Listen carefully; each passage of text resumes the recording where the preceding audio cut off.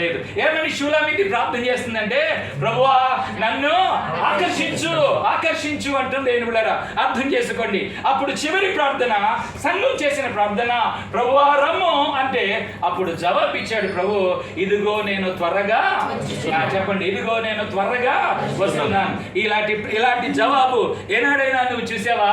ఏనాడైనా ఈ సంఘానికి ఉన్నదా? సంఘం అంటే ఇదే కాదు. యేసు రక్తంలో కడిగిబడిన వారందరినీ కలిపితే ఏమంటారు? సంఘం అంటారు. సంఘం అంటే మన సంఘాన్ని అడుగుతున్నారేమో, మన మందిరంలో మన విశ్వాసాలు అడుగుతున్నారేమో కాదు. దేవుని బిడ్డలారా అర్థం చేసుకోండి. దైవ గ్రంథంలో ఈ శ్రేష్టమైన మాట, ఈ చివరి ప్రార్థనకు సరి సమానమైన ప్రార్థన ఈనాటి సంఘమానికి మనము చేయవలసిన వారంగా ఉన్నాం. అంటే ప్రభువా నేను సిద్ధంగా ఉన్నా, నన్ను తీసుకుని వెళ్ళు. నేను కనిపెట్టి ప్రార్థన చేస్తున్నా, నేను పెళ్లి కుమార్తె సిద్ధపాటు కలిగి ఉన్నాను. ఇదిగో నీవు నిర్మించిన మందిరంలో, నీవు నియమించిన ఈ యొక్క సహవాసంలో నన్ను నేను అలంకరించుకున్నా, వధువుగా సిద్ధపడ్డా, నేను వడ్డానం కట్టా, నేను బయలు వేసాను, ముసుగు వేసుకున్నాను, మంచి చీర పెళ్లికి సిద్ధపాటు అయ్యాను. కాబట్టి ఇదిగో నేను పెళ్లి చేసుకునేటకు నీవు త్వరగా రా.